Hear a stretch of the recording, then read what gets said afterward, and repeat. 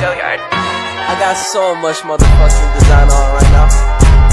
Break it down, bring it back, make it clap. I got 3 old thoughts, new block, where that thing. Bitches on my line, and you know. Assalamualaikum warahmatullahi wabarakatuh. Perkenalkan, nama saya Putri Romiatin Mukminin dengan NIM 2103102141. Di sini saya akan membuat tugas video untuk memenuhi UAS pengantar filsafat ilmu yang diampu oleh Ibu Wiwin Julianti. Saya akan menjelaskan beberapa pengertian.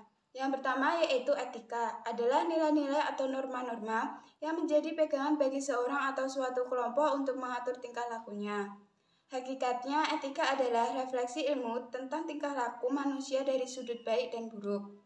Yang kedua yaitu metafisika, berasal dari kata meta dan fisika. Meta yang berarti sesudah, selain atau sebaliknya, fisika yang berarti nyata atau alam. Ditinjau dari segi filsafat, secara menyeluruh metafisika adalah ilmu yang memikirkan hakikat di balik alam nyata. Hakikatnya, metafisika adalah cabang filsafat yang berkaitan dengan proses analitis atas hakikat fundamental mengenai keberadaan dan realitas yang menyertainya. Yang ketiga yaitu estetika, adalah suatu ilmu yang mempelajari mengenai segala sesuatu yang memiliki kaitan dengan keindahan dan mempelajari seluruh aspek yang disebut sebagai keindahan. Gajah Sumarjo menyatakan bahwa estetika mempersoalkan mengenai hakikat dari keindahan alam serta karya seni. Yang keempat yaitu logika, adalah salah satu cabang filsafat yang mempelajari mengenai kecakapan berpikir secara teratur, lurus, dan tepat.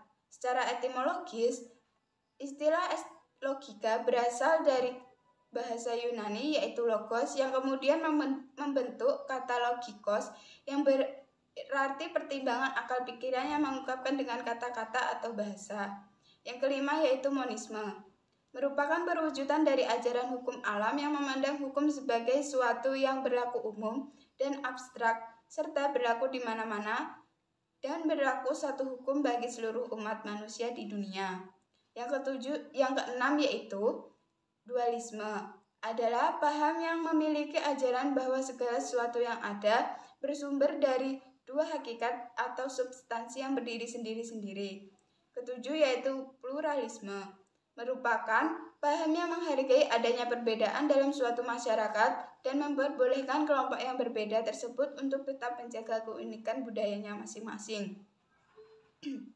Yang kedelapan yaitu materialisme, adalah sistem pemikiran yang meyakini materi sebagai satu-satunya keberadaan yang mutlak dan menolak keberadaan apapun selain materi. Atau dapat diartikan, materialisme merupakan suatu ajaran paham yang menganggap segala sesuatu yang ada adalah materi atau kebendaan. Yang kesembilan yaitu determinisme, adalah aliran filsafat yang berpendapat bahwa manusia tidak mempunyai kebebasan untuk berbuat dan berkehendak. Menurut aliran ini, segala sesuatu dalam alam ini diatur oleh sebab musabab, manusia tidak terkecuali. Yang ke-10 yaitu naturalisme, yaitu mempunyai beberapa pengertian. Dari segi bahasa, naturalisme berasal dari dua kata, yaitu natural, artinya alam, dan isme, artinya paham. Aliran naturalisme dapat juga disebut sebagai paham alami. Maksudnya bahwa setiap manusia yang terlahir di bumi ini pada dasarnya memiliki kecenderungan atau pembawaan yang baik dan tak ada seorang pun terlahir dengan pembawaan yang buruk.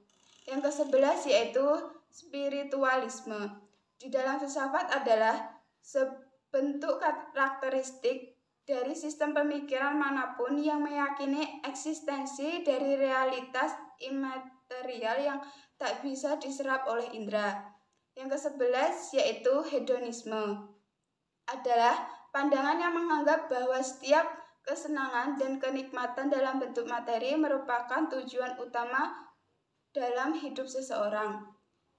Hedonisme adalah sebuah ideologi atau pandang hidup yang meyakini jika kebahagiaan hanya bisa didapat dengan cara mencari kesenangan sebanyak-banyaknya dan menghindari perasaan menyakitkan. Yang ke-13 yaitu utilitarianisme, merupakan suatu paham etis etika yang menempatkan tindakan-tindakan yang dapat dikatakan baik adalah yang berguna, memberikan faedah atau manfaat, dan menguntungkan, sedangkan tindakan yang tidak baik adalah memberikan penderitaan dan kerugian.